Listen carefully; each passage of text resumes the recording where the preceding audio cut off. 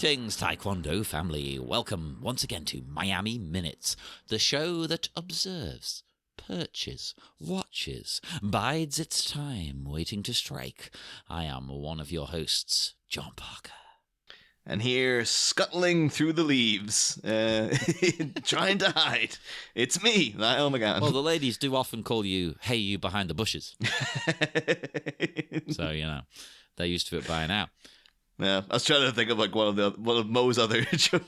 That one about the broad up in stock and had me bumped back to 50 yards. Oh no, that's too far. Oh God, Mo's a hero. But we are not here to talk about The Simpsons. I'm sure we will, though. We are here to talk about Miami Connection, and this is minute 2. The minute starts with the arrival of the ongoing saga of the waiting men, and it ends with some super ninja action. Yeah. This is we didn't get any ninjas in minute 1. No, right? You did say they were ninjas, and I'm thinking, Niall, you're letting the cat out of the bag here. You don't know they're ninjas. They're just bikers. That was very carefully placed by YK Kim. It's like, you don't reveal the ninjas until people have been lured into a false sense of security by minute 2. And it's wait, they're ninjas on bikes? I had a real vibe of specific, like, because again, you get another big shot of like this cluster of bikes, like the herd, the roaming gangs of bikers that got going around. What is the name for a collective of bikers? There's bound to be one. A murder? Like, I don't know. I think they'd like it if it was a murder. I don't know. Well, actually, I'll quickly Google it. What do you call a group of bikers? It looks like it's just called a pack, which is really boring. Oh, come on. Yeah. What, iguanas are a mess. I know that one. Yeah. So the website here with a whole bunch of them. Someone's trying to sell it as being posse. But like, you know, that's too cool. Again, that sounds like, yeah, that's a biker wants that. They want it to be something like that. It's like, no. The annoying assholes going around. Well, sharks are a shiver. Maybe a rev of bikers. A rev. Oh, I like this. Yeah.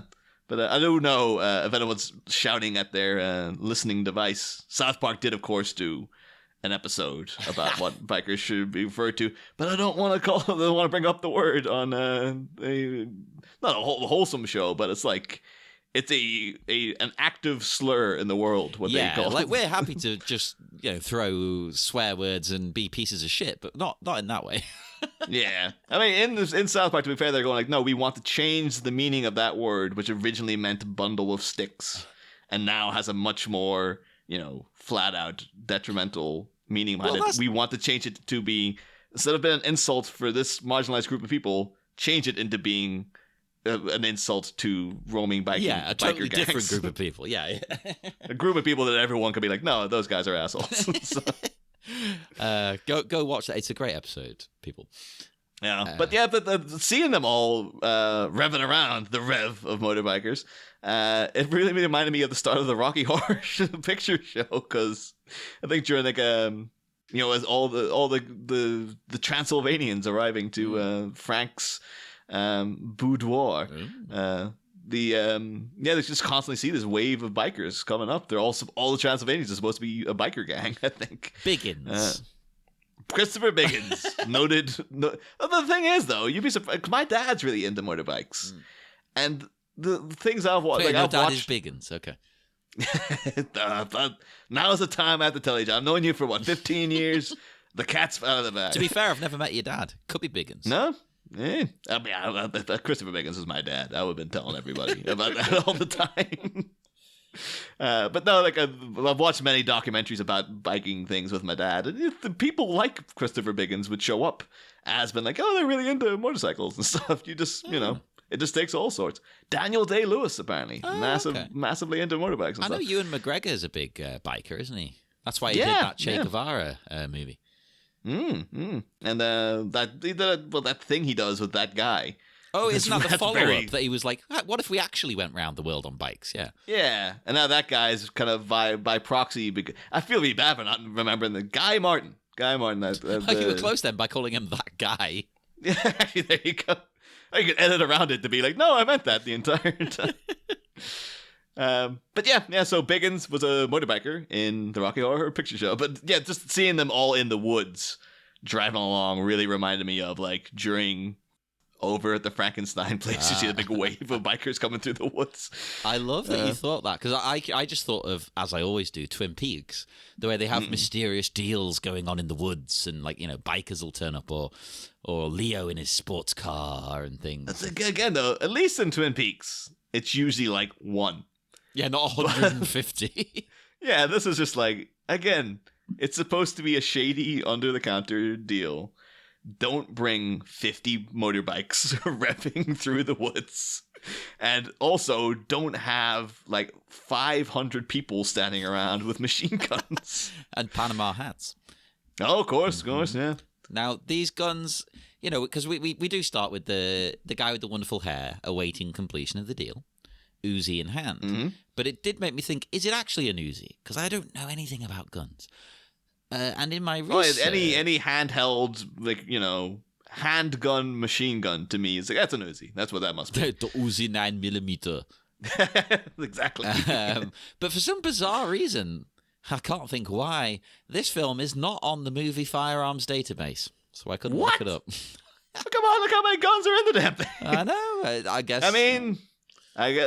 John, I don't know, it might be up to us to have to step in here to do, like, wait, the thing is, though, our entries will be like, we think this is an Uzi. But, I don't know, I guess it looks kind of like one. it's a bit actually thing, though, you can wind up all, like, the firearms nuts that actively are on those forums over there, and just be like, yeah, it's just two assholes who just don't know what gun it is. They're like, yeah, I think that's 44 Magnum, right? It's like, no, it's not a 44 Magnum. It's a Thompson submachine gun. It's like, no, it looks like a 44 Magnum to me. We'll get into lots of arguments with our American listeners. Oh, I'm sure. no, it's a 358. Like a 358 what? 358. I don't know what it is. Hey, Americans listening, this is what you all sound like to us. We don't know what you're talking about. My only detail is that, to be fair though, I did find it to be a very mesmerizing scene in Taxi Driver where he's buying all the guns and the guy's just listing off all these things. But you are kind of like, what?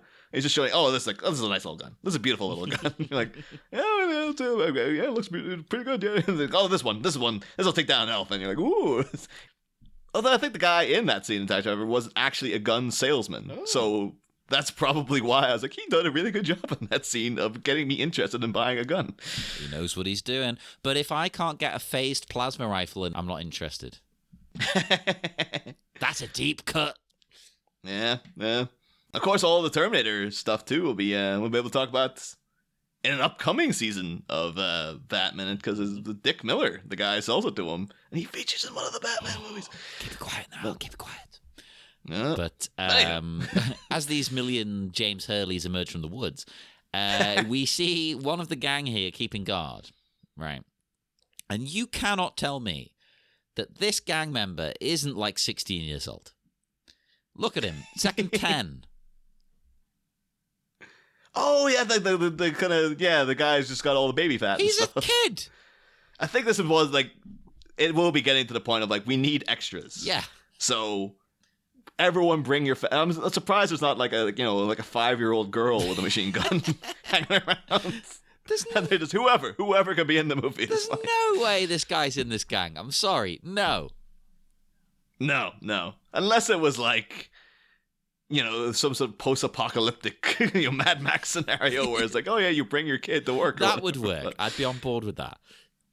No, I think it's entirely a budgetary thing. And again, it might be that like the reason the two guys in the Panama hats are they got to play those parts is because they were the two guys they found who owned the hat. They're the parents of these kids. But no, I think this will be like, the guy standing next to is probably his dad. And, his aunt is around the corner. Yeah, it's a family affair. It's a family connection. Oh, everything's connected. Except Miami, as we brought up in the episodes. Everyone listen to episode 0, please do. Well, speaking of Miami, since we are here, this is a very odd area of the city. Because it looks kind of like a bomb has gone off or something. Then again, sometimes Liverpool looks like this, which is where we are. Yeah, I was a bit confused because I thought initially in minute one, when you do it minute by minute, you really get invested. Like, wow, it's established an entire world within these 60 seconds. And then the next minute shows you something different. You're like, what? This has broken my whole thing now. But yeah, I thought they were down by the docks. Yeah. And they might still be.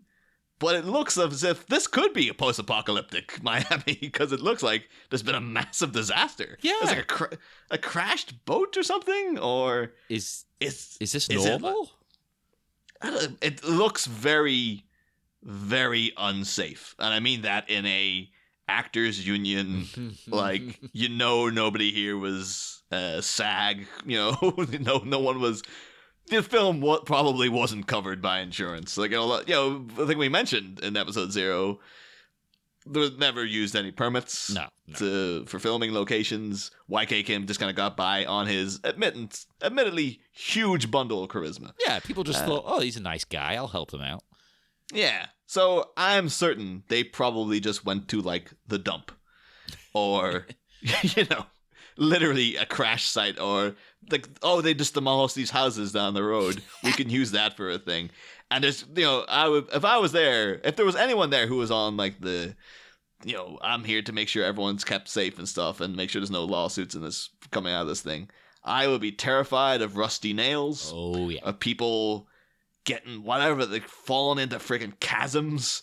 Or just random crap falling on top of them here, because there's no way this was safe to film in that particular area. I'll tell you what, though, within the world of the movie, good place to do a shady deal. Who's going to be hanging around here? Although, again, if you bring like 50 bikers, someone's probably going to be like, huh, that's pretty weird. Yeah. What's going on over there? An illegal rave? Yeah.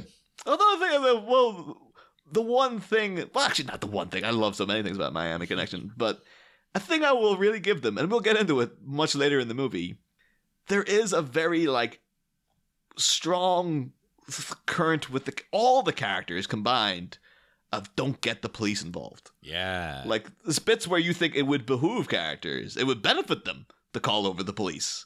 And they all disperse. Even the good guys disperse when the cops come calling. YK Kim says a cab. It could be. He's just like, no, just keep him out of it and stuff. So, but it would be a massive inconvenience to everyone for a cop to come by now. But again, the cops are just on the fringes of this movie. I don't think a cop ever has a speaking part in any of this. No. It's just sort of like they're there in the ominous threat of the police. But even our heroes don't want to get involved with them. Well, nobody likes a grass. No. But yeah, so. There's a guy. There's a variation of the people here who have been tasked with, like, being extras. Some of them really trying, and some of them not so much. Like, as they have that establishing shot of, like the them going across what it looks like, a derelict, like a factory's been bombed or whatever. It also kind of looks a bit like the terrain in Eraserhead. Yeah. It's going to be ethereal whooshing going on in the background. David Lynch's Miami Connection. Yeah, Jack Nance appears. Oh, man, back. Jack Nance is back, baby. This is making it sound incredible. Let's get this version. But there's a guy, when they go along that terrain, there's a guy coming behind them, and he's doing proper, like, extra, like, looking behind him and really dodging around with the machine gun. He's like, oh, yeah, I'm in character and stuff. And then if you hop to like second 41, it's another group of people standing around looking like they could not be bothered to be there. And one guy who's like prowling around, hunched with the machine gun, looking like, oh yeah, I'm in character, baby. Like none of them are getting paid, but he's like, you'll wish you paid me because I'm going to be so good at this as this extra. Hey, I get it. You know what? If you're an extra, do everything you can to not get cut. I'm a little bit proud of this guy because it would be one of those things, unless they did this all in one take. Which they probably did, let's be honest. Yeah, literally the whole movie is one take. It could be that, like, in that scenario, you imagine he would have done that one time, and then he would have been embarrassed that no one else was doing anything, so he would have stood still then. But I'm liking, he's like, no, I'm going to keep actively trying to look like I'm doing something in this movie while everyone else is just hanging about, looking like they have no business. There's a guy like across the way from him holding a I guess again I'm assuming it's an Uzi in the most awkward fashion possible. He's never held one in his life. Yeah, this literally got there 5 minutes ago. I was like, yeah, you can be in the movie. Just go stand over and pick up a gun. It's like, I don't know how to hold this. Oh, it's fine. Yeah, just hold it. It's okay. The guy across from me, he'll draw all the attention, so it doesn't matter. Plus, everyone's going to be looking at the guy in the Panama hat. Oh, good. Or which one? Well, exactly. Oh, geez, your eyes don't know where to look. There's too many hats. Yeah, got Dr. Alan Grant from Jurassic Park just swaggering his way in. With although the Panama hat always reminds me of again I did say in the previous episode we will bring up Hannibal Lecter, but when I bought the book of Hannibal, the sequel to Silence of the Lambs when it first came. Now there's like 3 freaking things called Hannibal. You're like, not the movie, not the TV show, the original book. Be specific. But it was released as it was the tie-in edition to the movie coming out. And that movie had a pretty decent poster. So you'd think they would put that on the cover of the book. Or the original cover of the book was pretty cool as well. The book itself's not great, but at least dress it up a bit. But I had to, I hate it that's why I always will go out of my way to never get a movie tie-in edition of a book. Oh, I was literally talking about that to my friend. We were going around Forbidden Planet in Manchester, and there were a bunch of them, and I was saying how much I hate when they do that, because there's so many fantastic covers and they butcher them.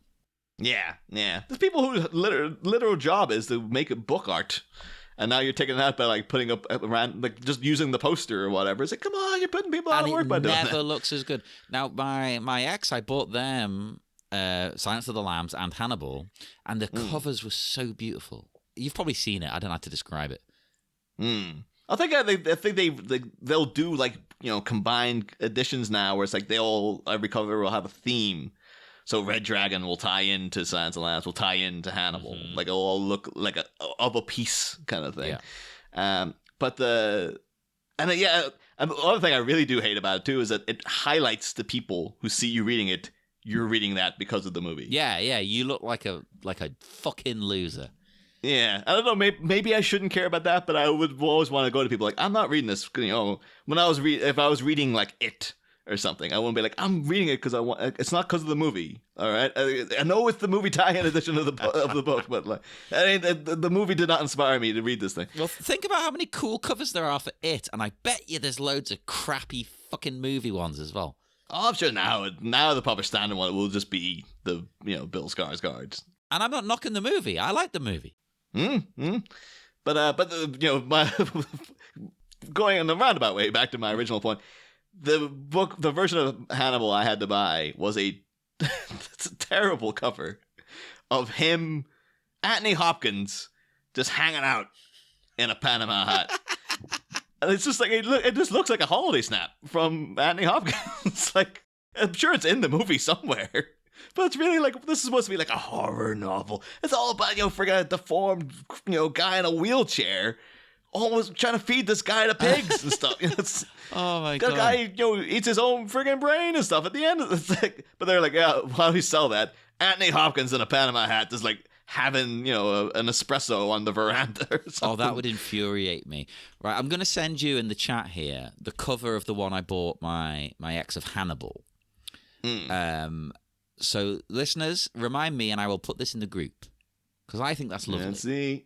Oh, yeah, that's really, really good. Yeah, and Silence of the Lambs is a similar theme. Red Dragon's similar theme again. That's really nice. That's lovely. Yeah, it's artistic.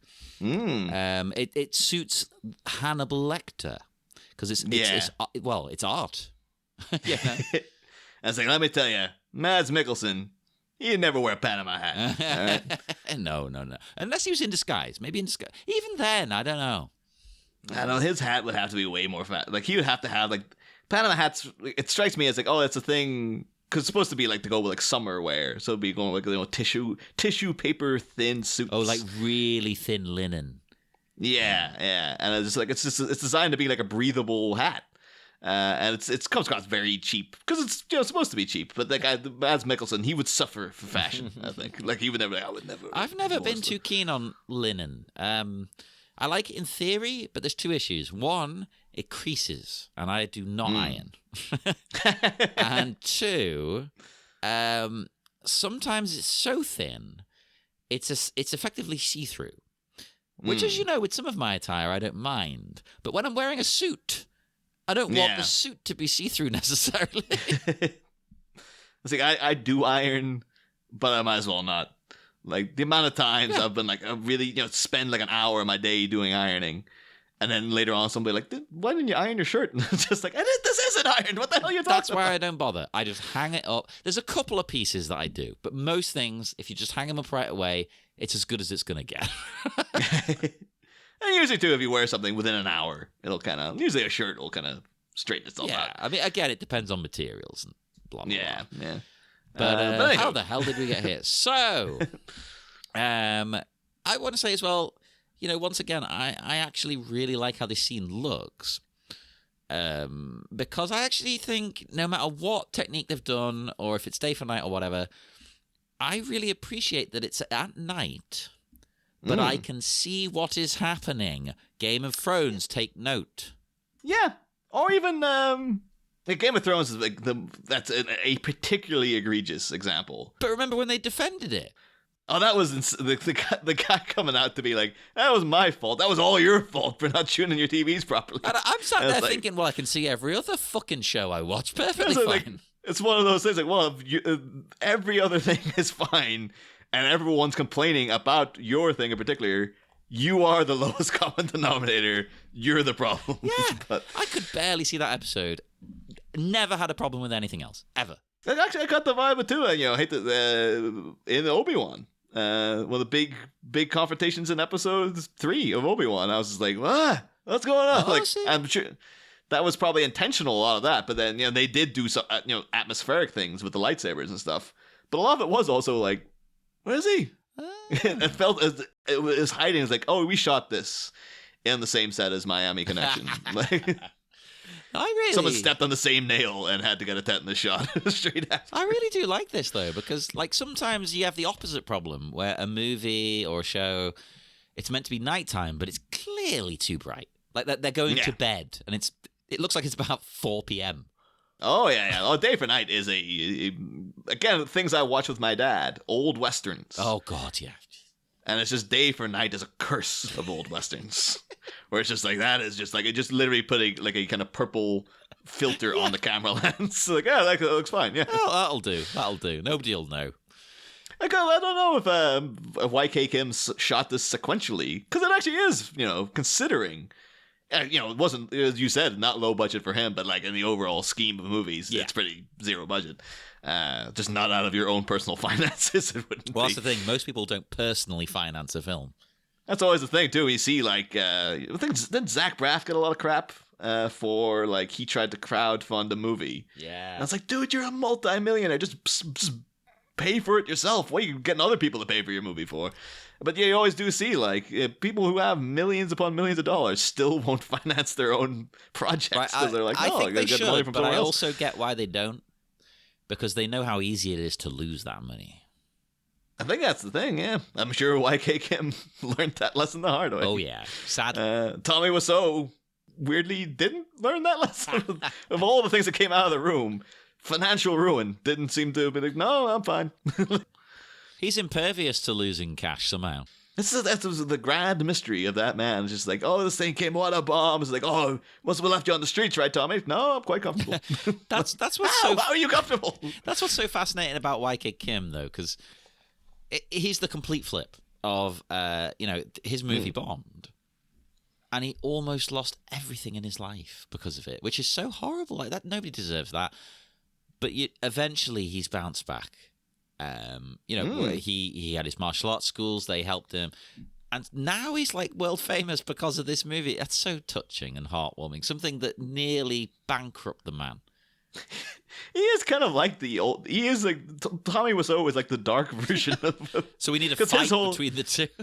I think we did. I think we talked about it in episode 0, but it is kind of like Yeah, Tommy Wiseau's whole thing was that he just wanted to be famous. Yeah. And wanted to be like a big movie star. YK Kim wanted to like change the world for the better through Miami Connection. Oh, bless. And like one of them, spent all their money on it and almost lost everything. The other one just didn't. And then the one will come out now and like embrace, like, oh yes, and be so thankful for the the people have grown to love the movie and stuff and be very wholesome about it. And then Tommy was always just like, no, the movie was always supposed to be a comedy. I didn't do anything wrong. This is all going perfectly according to plan. It's intentional. Don't you get it? And Tommy Wiseau, he would be a great bad guy. Oh, yeah. Against Wyke. This is a movie we should be pitching to someone. We should be going to like Paul Scheer or someone and be like, who has money? Someone who can get us in touch with us. And then just go to those two guys and be like, Tommy, YK, here's the deal. Let's do it. This is the new Expendables. Let's get Neil Breen involved. Oh, I don't know. Neil Breen, I don't think would be up for the joke. Like Tommy Wiseau would be a bit weird about it. He'd but go like, along with it though. He would, he did like Samurai Cop too, right? So I think he's up for this kind of like Neil Breen he'd be like, everything I make is a masterpiece. He's an artiste. Yeah.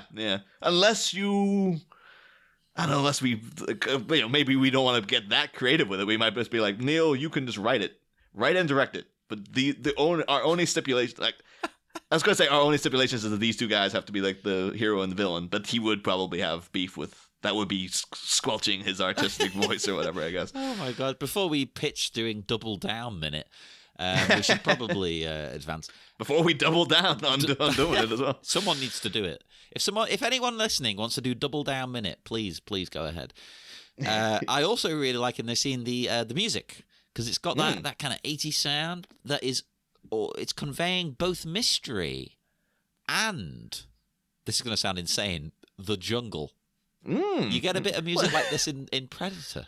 Mysterious jungle. It is weird because when it cuts to all the ninja stuff, it does seem like they're in the jungle.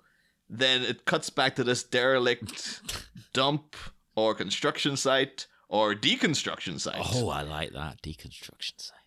And then you're also like... yeah, where is this in Miami? Where in Miami has a jungle next to a construction site by the docks? Hey, and like that this is why Miami. we need Stephanie here to be like, Stephanie, is this a thing? Is the wind always blowing like this, or is this a wind machine? She'll or be is like, it like yes, this is 100% accurate. Maybe she like I don't know if I can get her straight away to be like, just message her and be like, Stephanie, all these things actually happened in Miami, and she'd be like, yes. Maybe that's how she should feature on the show. She can be our correspondent. Well, I think again though. It cuts away from Miami so quickly. It'll be like, you're a correspondent for the first 4 episodes. It's close enough. It's up the road. Yeah. We see a ninja watching over the proceedings. But whose side is he on? That will literally only make sense to about 5 listeners. I apologize. That is a WCW reference from 1996. That's the thing, because you've got the mix of outfits for ninjas here. Yes. Because you got like the guys in black, classic ninja garb, and then you get the Storm Shadow looking guy from G.I. Joe in all the white. I looked that up. Did you? Well, thing is, I know. I think I might have. You go ahead first to see what you got there. Okay, so I was perplexed by the white. Right? I know quite a lot about Japan. I'm not going to pretend I'm an expert. It's a curio of mine. I like Japan. Although, actually, who does know a lot about Japan because she lived there. Stephanie Palacino. We should have got her for the least this minute. Oh, well. So I thought, well, should a ninja wear white? And according to Ken Jennings of The Debunker, a website, actual ninjas were not called ninja. The Japanese word for ninja was shinobi. I know that word. Yeah. Revenge. Meaning to conceal.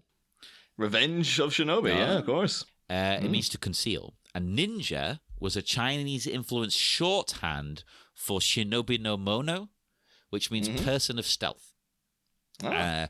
But it turns out that the iconic black uniforms and masks that we imagine weren't really the stealthiest ninja wear.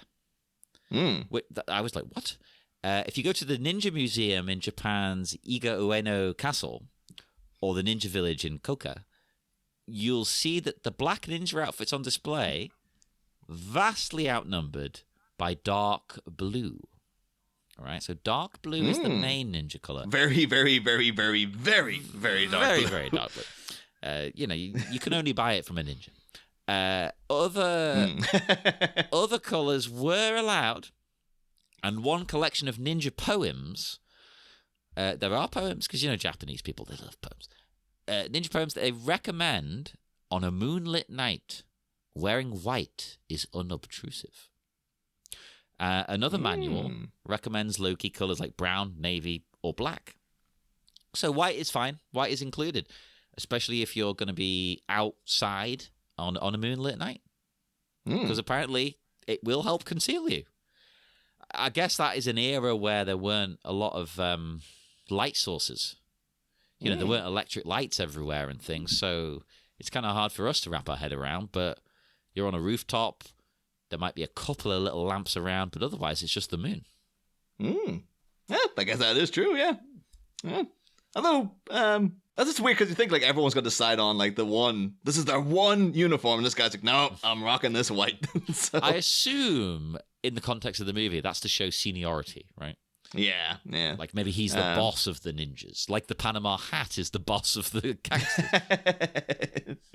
No, the information I got was like, yes, somewhat similar. Although I got it weird enough for fans of Batman might know our recurring guest, Kiri Calligan. Oh, yes. And she used to do a YouTube series where she would do deep dives on like random stuff that she was interested in. And she did look into ninjas at one point.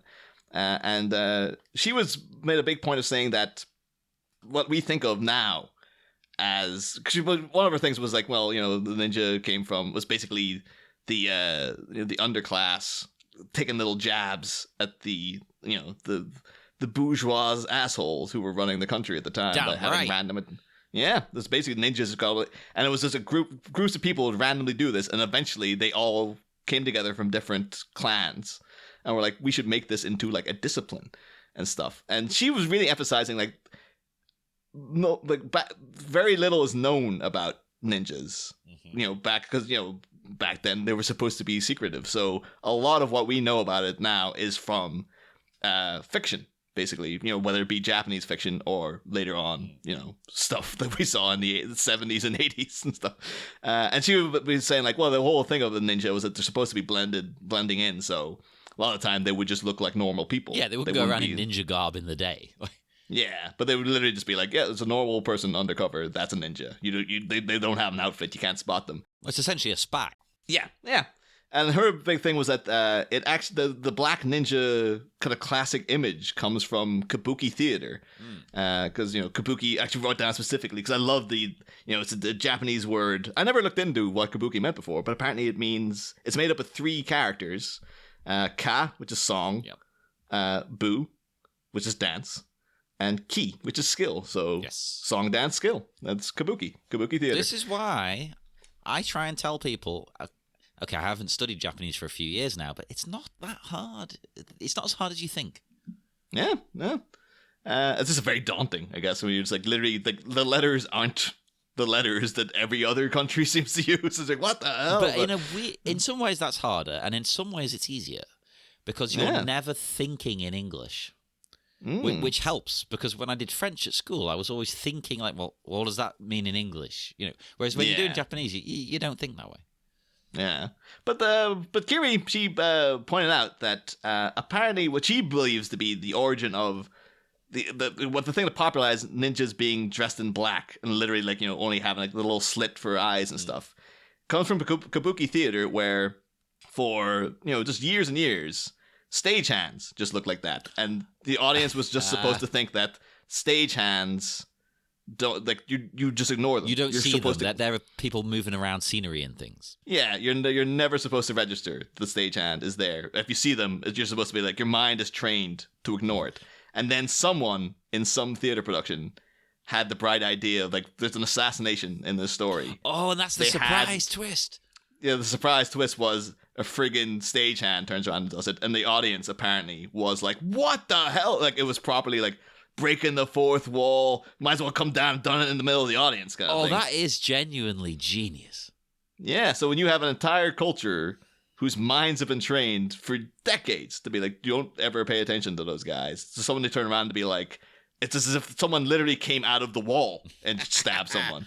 It was just so like, and then apparently that's what Kiri believes to be the origin of like ninjas in all black and stuff. It sort of that sparked something. That's awesome. That would end up, because in reality, I mean, they would wear things that might conceal them, but generally they wouldn't need to, because they would want to be kind of looking generic. You know? Yeah, you just want it to be like, it should be like, I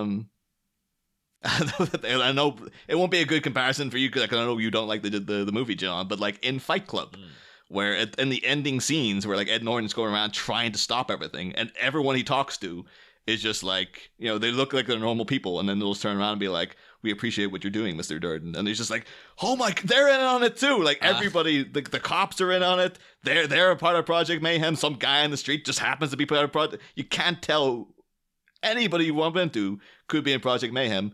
Back in the day, it should have been anyone you bumped into. That could have been a ninja to stand on the street, because you wouldn't. Yeah. It would just look like any other guy. No, I guess maybe if they were on a particular like mission, they might dress up like an assassination. Yeah, because that's a bit. I mean, different. I think the reason it's so popularized, the idea of them being like this, is because it makes sense. Why they go, in black and hiding in the shadows makes 100% of a thing to do. But it turns out blue, brown, white, it's all fair game depending on the situation, which also makes sense, I guess. You know, because what is the best outfit I can wear to hide? I would love, though, if they were trying to go undercover here and they just showed up in a bunch of Panama hats. Well, it would blend in with the locals. Yeah, they still had on all like, you know, the black ninja gear, but just a Panama hat on top, and everyone's like, yeah, no, that looks. But wait a minute, are you the boss or am I the boss? I can't tell. There's too many hats going on now. Oh, Jesus Christ! Now, am I being a bit stereotypical that this gang? Are they where are they from? Are they Colombian? Because it seems like it's a drug deal. We don't really know. Maybe I'm being stereotypical, but this dude that we get like on the right, once we get to like second 38, I am obsessed with this guy on the right as well. He's an acting god. Look at him, jiggling around. He's checking every angle. Oh, that's the guy I was talking about earlier. Yeah, the one guy who was like, I am gonna act. Yeah. Like he's an actor among extras. This guy, where he's just like, yeah, I'm pointing the gun in all directions except for, you know, the direction of the people coming towards me and stuff. Yeah, hang on a minute. Wait, they should probably be the one group of people he is pointing at. But never mind. Maybe he's just, you know, he is the one checking for ninjas. Because you never know when they're going to strike. That's the thing, but is he on the lookout for a guy in white or a guy in black? He doesn't know. I saw a bunch of guys in black, but that would be like the ninjas are in white around this area. Exactly. You got to keep them guessing. This is that was really much more of a burgundy. And the ninjas sneaking up on the ground is one of the funniest things I've ever seen in my entire life. The way they're moving, have they sped this footage up? They've definitely taken out the sound, because you know it would have been rustling like all hell. Like, there's no way you go through that many leaves without making a lot of noise. Particularly, it looks like it's going to be like almost borderline human centipede. Yeah. Like, they're so close behind each other. You would hear that about a mile away. I think, again, because it looks like, that does look like the jungle they're in. Yeah. So it's like, where the hell, how close is this to the junkyard or whatever? Like, what's happening I think here? it's just literally next door. I think it's, you know, they're seconds away. And we do get... I mean, something though, like one of the bikers comes and runs over them now or something. There's too many things. You got friggin' Colombian drug deals, you got ninjas, you got bikers going, who's for who? What the hell's going on? How many people are there? The thing is, again, we mentioned briefly in the first minute, it's supposed to be a conspicuous drug deal. Why do you need 50 guys? Like, 3 guys. 3 guys get the, you know, on each side could get this, you know, 2 for muscle, 1 to do the deal. Maybe, you know, they're used to ninjas attacking the drug deal. So they've got to arm up. I mean, they don't do a good job of stopping it. But that's a tale for another minute, I guess. Well, the guy in white, he is perched, and it's beautiful. Look at him, waiting with a sword in hand. watching, waiting, commiserating. Oh, I mean, he's probably commiserating being in the movie, but we're not as viewers. Well, again, and he's got full on. It's a weapons out policy. Like he's got the sword out, ready to go. All those guys have the machine guns out, ready to go.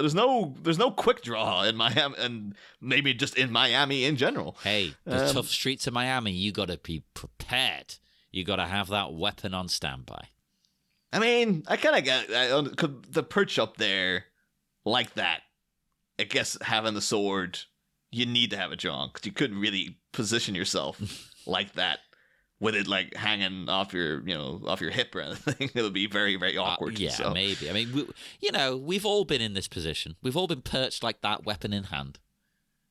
We understand. We get it. I'm hoping he's got very breathable ninja garb going on there. Because, bad enough these guys having to wear the suits in that Miami heat. But if you're kind of going full-on ninja outfit, it was like, oh, you got your face covered and everything. You really desperately need to be able to breathe. Hey, we're used to it now. Lockdown, baby. Oh, that's true. Mm-hmm. That's true. Well, again, is it? Oh, no, it is. He's got the Storm Shadow outfit. Mm-hmm. But then he's got black socks pulled up to his knees, this guy. Hey, I am a person who wears their socks very high. I get it. I go for this too. That's just weird because you think it would be white socks. But he's just like, no, he's got a bit of red on there too. This guy is very much a conspicuous ninja. Yeah, and he's wearing the white that we talked about, but he's clearly not on a rooftop. He's up high, but he's surrounded by wood, so he'll stand out. He basically looks like they went to film this in a neighbor's yard, and this is like he's beside a treehouse or something that some kid built. Kick the kid out. These guys need your treehouse for 10 minutes. I think that's the way that young guy was like, no, that's his treehouse. We had to let him be in the movie so we could use that tree. That's the deal. Yeah, he's 16. He still hangs out in that treehouse. Like, well, if you had a treehouse as good, you'd hang out in it all the time too, wouldn't you? Well, if you get Robert Goulet playing in your treehouse, Your manager says to shut up. Have you ever said that? It's literally one of the funniest things I've ever seen in The Simpsons, and I didn't even know who he was when I saw it. Oh, the two things I know him from is that scene and Beetlejuice, where he just shows up. And it was only years later I was like, is that Robert Goulet? Yeah, same. I didn't put the two together when I was a kid. Yeah, and there's somebody who was a Dick Cavett. He's the other guy at the dinner party. And I always only know him from The Simpsons too. Of that, they do the King Kong flashback, the Treehouse of Horror. Treehouse of Horror. Oh, everything's connected. But yeah, I remember it has the woman weds ape for Marge getting married to Kong, and then it had like a picture of adult Dick Cavett and says Dick Cavett born because of this. He has the same year. And for years I was like, who's Dick Cavett? And then found out like he's that other guy at the dinner party in Beetlejuice. The Simpsons just had it in for Beetlejuice. Yeah, or maybe they wanted to educate people on who. Because I'm sure to some people, these guys must have been. People would know who Robert Goulet is. I guess maybe if you were like living in like Nevada in the 70s. I think it's a joke for the parents watching. Yeah. Yeah. Also, too, because I remember when you were over, a couple of weeks back, John, I remember we were watching Johnny Carson. Oh, well, on sort Plex. of. It you was get the on. Johnny Carson. Yeah, but it was like I've been watching a bit. Every time I go on Plex now, I guess because I watched that one time, they're always like Johnny Carson channels right here for you, and it's just it really is like talk shows back in the day. It's like the random crap celebrities who would just be like, oh, the thing is, the celebrities are probably arguably even worse now. But like every time he's just like, okay, coming up next we have some crooner you've never heard of, and like I mean, the amount of animals too. Every episode, someone comes out with a hawk or a falcon or a snake or something. It's just like Jesus Christ. Is this all the show was? Was just like random singers I've never heard of before, and people who are like this, this lizard could consume your whole head in 5 seconds. There were a lot of options for television then, Niall. Yeah, that is true. But Robert Goulet, Oh yeah, so Ninja on the Treehouse. That was where that came from. I mean, my only other note is about the drinking game. I'm all noted out after that. So, have you got anything? No.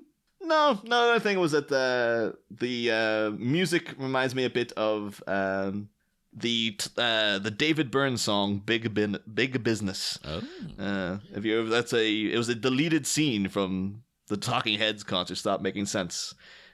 Yeah, it just has there's a lot of rhythm going on in the song, and then he's in the background with the guitar, and it just kind of goes periodically, ding, ding, ding, ding, and just the way he does it repeatedly it just really reminded me of the music in this for some reason. But okay. That's neither here nor there. No, I like it.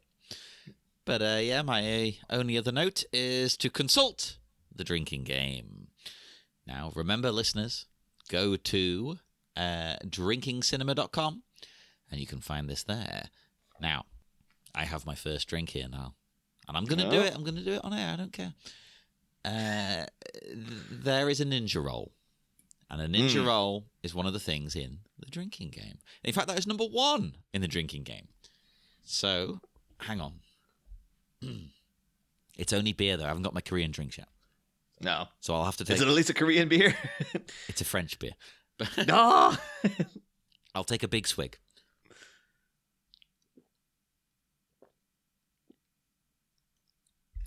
Holy shit.